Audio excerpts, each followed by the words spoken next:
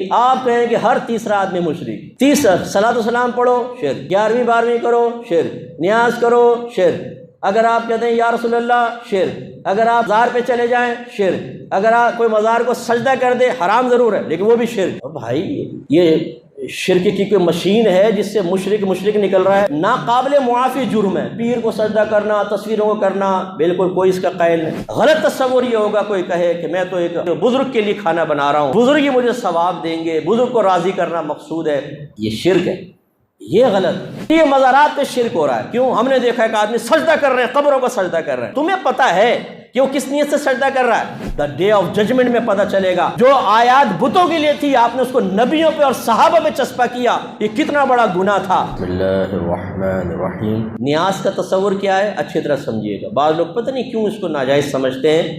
نیاز کا تصور کیا ہے پہلے سمجھ لیں کہ نیاز، نظر، یہ ایک تحفے کا نام ہے۔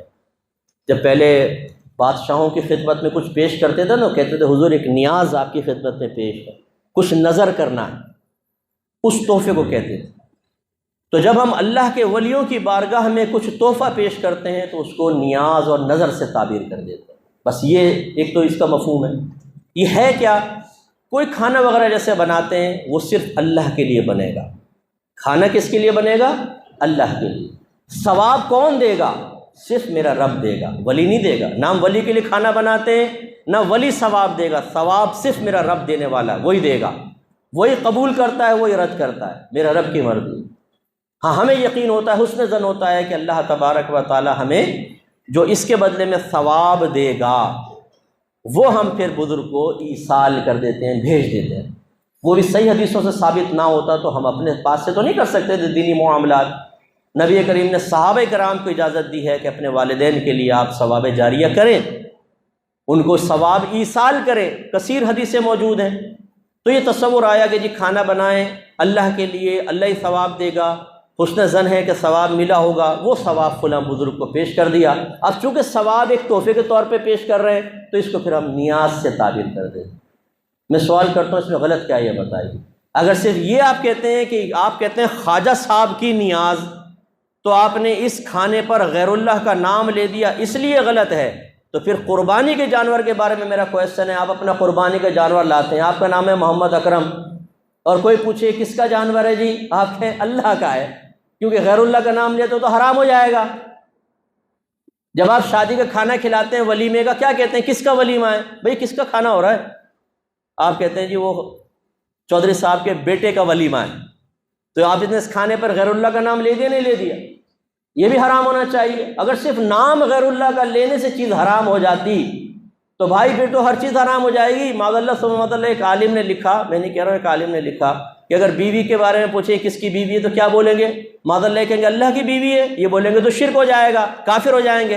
اور کہیں گے یہ سعید صاحب کی بیوی ہے تو غیر اللہ کا نام لے لیا، حرام ہو گئی۔ تو یہ ایک جہالت والی بات ہے جی، چونکہ آپ نے اس کو منسوب کر دیا غیر اللہ کی طرف، حرام ہو گئی۔ ارے بھائی یار، اگر غیر اللہ کی طرف منسوب کرنے سے چیزیں حرام ہو جاتی تو پھر تو اس کا مطلب ہے کہ سب معاملہ خراب ہو جاتا، ہر چیز حرام ہو جاتی۔ یہ نہیں ہے تصور۔ غلط تصور یہ ہوگا کوئی کہے کہ میں تو ایک بزرگ کے لیے کھانا بنا رہا ہوں، بزرگ ہی مجھے ثواب دیں گے، بزرگ کو راضی کرنا مقصود ہے، یہ شرک ہے، یہ غلط۔ شرک سے ہم اللہ کی پناہ مانگتے ہیں۔ تو شرک کے قطع کما کے لیے ہم کافی ہیں، اللہ کا بڑا کرم ہے، کسی کی غیر کی ضرورت نہیں ہے، ہم اپنے لوگوں کو بچانے کے لیے کافی ہیں، انشاءاللہ شرک میں مبتلا نہیں ہونے دیں گے۔ لیکن جو غیر شرک کو شرک کہے اسے بھی پیار سے سمجھائیں گے کہ شرک تمہاری طرف ہی لوٹ کر آئے گا، اس لیے کہ اللہ کے نبی نے ارشاد فرمایا کہ جو کسی مسلمان کو کافر کہے اور وہ کفر کا اہل نہ ہو تو کفر کہنے والے کی طرف لوٹ آتا ہے۔ علماء نے فرمایا اس کا ظاہر تو یہی ہے کہ جو کسی مسلمان کو کافر کہے اور وہ کافر نہیں تو کہنے والا خود کافر ہو جائے۔ سمجھ نہیں آیا؟ تو یہ بہت خطرناک چیز ہے۔ اب میں تو نیاز کا قائل ہوں، اور بھی ہزارہ امام نیاز کے قائل ہیں۔ سوال ہی پیدا ہوتا ہے، آپ کہتے ہیں نیاز شرک ہے، پھر مشرک کے پیچھے نماز بھی پڑھ لیتے ہیں، یہ بڑی حیرت انگیز بات ہے۔ اب سوال ہی پیدا ہوتا ہے جو مشرک امام بیٹھا ہوا ہے اس کے پیچھے آپ نماز پڑھ رہے ہیں تو بتائیں اسے مشرک سمجھا کہ نہیں سمجھا؟ آپ کے نزدیک تو مشرک ہے۔ اگر مشرک آپ نے نہیں سمجھا تو پھر مشرک کو غیر مشرک کہنا، اس کا مطلب اس کے عقیدے ٹھیک کہہ رہے ہیں آپ گئے کام سے۔ مطلب کسی ہندو کو بولیں اس کے عقیدے بالکل ٹھیک ہیں، اس کے پیچھے نماز پڑھ لو، کافر ہو جائیں گے نہیں ہو جائیں گے؟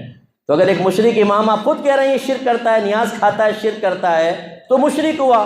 مشرک کے پیچھے نماز پڑھنا ثابت کرتا ہے آپ اسے مشرک نہیں سمجھ رہے، غیر مشرک سمجھ رہے ہیں، تو مشرک کو غیر مشرک کہنا خود ایک شرک ہے، خود کفر ہے، گئے آپ کام سے۔ اور اگر آپ کہتے ہیں نہیں مشرک تو ہے لیکن نماز پڑھنا جائز ہے، تب بھی کافر ہو جائیں گے۔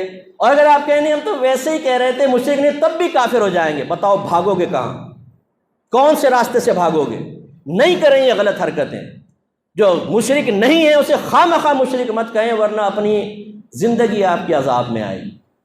اب ضمناً بات آ گئی تو سمجھاتا ہوں جی، یہ مزارات پہ شرک ہو رہا ہے۔ کیوں؟ ہم نے دیکھا کہ آدمی سجدہ کر رہے ہیں، قبروں کو سجدہ کر رہے ہیں۔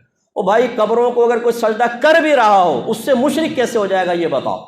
سجدے کی تو دو قسمیں ہیں، ایک سجدہ تعظیمی ہوتا ہے، ایک سجدہ عبادت ہوتا ہے۔ ایک سجدہ تعظیمی، ایک سجدہ عبادت۔ جو مخلوق کو کرتے ہیں اس کو لینے چلے۔ اگر آپ کسی کو معبود سمجھ کے سجدہ کریں تو یہ سجدہ عبادت کہلائے گا، اس کا کرنے والا کافر اور مشرک ہو جائے گا۔ اور ایک ہوتا ہے سجدہ تعظیمی، کسی کو عظمت والا سمجھ کے اس کے سامنے جھکنا، جیسے پیر کو سمجھ لیا، مزار کو سمجھ لیا۔ یہ پہلی شریعتوں میں دیکھیں، یوسف علیہ السلام کے بھائیوں نے سجدہ کیا تھا، آدم علیہ السلام کو فرشتوں نے سجدہ کیا تھا، یہ سجدہ تعظیمی تھا۔ سجدہ تعظیمی پچھلی شریعتوں میں جائز تھا، ہماری شریعت میں حرام ہے لیکن کفر نہیں۔ اب ایک آدمی مزار پہ جھکا ہوا ہے، صاحب مزار کے سامنے، آپ کہتے ہیں دیکھو مشرک ہو گیا یہ۔ بھئی کیسے مشرک ہو گیا؟ ایک طرف تو آپ یہ کہتے ہیں کہ نبی کریم صلی اللہ علیہ وسلم کے لیے علم غیب ماننا شرک ہے، کفر ہے۔ نبی کو کیا پتا کہ دیوار کے پیچھے کیا ہوتا ہے، نبی کو کیا پتا دل کے، اور تمہیں پتا ہے کہ وہ کس نیت سے سجدہ کر رہا ہے؟ اس نے شرک کی نیت سے سجدہ کیا ہے، یعنی معبود سمجھ کے کیا ہے، یا اس نے قابل تعظیم سمجھ کے کیا ہے؟ آپ کو کیسے پتا چلا؟ کیونکہ دونوں کے احکام علیحدہ ہیں۔ اور اگر آپ کہتے ہیں ہمیں پتہ ہے تو کافر ہو جائیں گے، علم غیب کا دعویٰ کیا۔ اور کہ آپ چاہے پتہ نہ ہو پھر بھی کیونکہ جھکا ہوا ہے اس لیے مشرک کہیں گے، تو پھر میں کہتا ہوں کہ یہ پوری مسجد والے بھی مشرک ہیں، آپ سب مشرک ہیں۔ اور ابھی شرک کریں گے آپ، وہ کیسے؟ میں دیوار کو سجدہ کروں گا، میں گیا، پہلی صف مجھے سجدہ کرے گی کیونکہ میرے پیچھے جھکے ہوئے ہیں آپ بھی گئے، دوسری صف بھی گئی، تیسری صف، ہر ایک دوسرے کے سامنے جھکا ہوا ہے۔ کیا کہیں گے آپ جواب میں؟ ارے مفتی صاحب سامنے جھکے ہوئے لیکن نیت تو اللہ کو سجدہ کرنے کی ہے نا۔ یہی تو جواب دے رہے ہیں کہ اصل نیت کا اعتبار ہے، جھکنے کا اعتبار نہیں ہے۔ آپ بھی تو جھکے ہوئے ہیں غیر اللہ کے سامنے، کیسے کافر و مشرک ہو جائیں گے جب تک کہ آپ کی نیت درست ہے؟ اس کا مطلب ہے اگر کوئی صاحب قبر کو سجدہ کرے گا تو سب سے پہلے نیت پوچھیں گے، بتا تو اس کو معبود سمجھ کے سجدہ کر رہا ہے یا قابل تعظیم؟ اگر معبود سمجھ کے کرے تو کافر و مشرک، اور اگر کہتا ہے کہ میں تو قابل تعظیم سمجھ کے سجدہ کر رہا ہوں تو ہم کہیں گے یہ شرک تو نہیں ہے، کفر تو نہیں ہے، لیکن تم گناہ گار ہو، یہ حرام کام کیا ہے تم نے۔ اب اس کا مطلب یہ اگر اس نے سجدہ تعظیمی کیا ہے تو کفر نہیں، اور آپ کہہ رہے ہیں یہ کافر و مشرک ہے۔ پھر حدیث سن لیجیے، نبی کریم نے فرمایا جو کسی غیر کافر کو کافر کہے، جو کفر کا اہل نہ ہو، تو کہنے والے کی طرف کفر لوٹ آتا ہے۔ اب آپ بتائیں، میرے خیال میں جاہل سے جاہل آدمی کو بھی پکڑیں گے نا مزار پر، جو بالکل گاؤں سے اٹھ کر آیا ہے، اور آپ اس سے کہیں گے بتا تو نے ابھی سجدہ کیا تھا صاحب مزار کو، کیا اس کو خدا سمجھتا ہے؟ وہ کہے گا لا حول ولا قوت، بھائی اللہ کے ولی تھے، میں تو تعظیم کر رہا تھا، یہی کہے گا وہ۔ کوئی کسی مسلمان سے آپ تصور کر سکتے ہیں کہ خدا سمجھ کے سجدہ کر دے کسی کو؟ لیکن آپ نے قسم کھائی ہوئی ہے کہ غیر مشرک کو مشرک ضرور قرار دینا۔ تو اب بتائیں قصوروار کون ہے؟ جو سجدہ کر رہا ہے میں کہتا ہوں وہ بھی قصوروار ہے، لیکن اس سے بڑھ کر قصوروار وہ ہے جو اس کو مشرک کہہ رہا ہے۔ ہلکا ہاتھ رکھیے، پیار سے سمجھائیے، یہ کوئی ناقابل معافی جرم ہے۔ پیر کو سجدہ کرنا، تصویروں کو کرنا، بالکل کوئی اس کا قائل نہیں، یہ غلط ہے، اس کو روکنا چاہیے۔ لیکن روکنے کا یہ جو آپ نے انداز اٹھایا ہوا ہے کہ ڈنڈا اٹھایا، بول صحیح بول ورنہ مشرک کہوں گا تو جو ماروں گا تیرے سر پہ ڈنڈا، اس طرح آپ کے نبی نے بھی کبھی نہیں کیا۔ جو حقیقی مشرک تھے، شرک کر رہے تھے نا، ان کے ساتھ بھی نہیں کیا آپ کے نبی نے۔ پیار سے سمجھایا ہے، محبت سے سمجھایا ہے، ان کی برین واشنگ کی ہے، سلولی آہستہ آہستہ وہ پکے مسلمان ہوئے۔ آپ ڈنڈا اٹھا کے غیر مشرک کو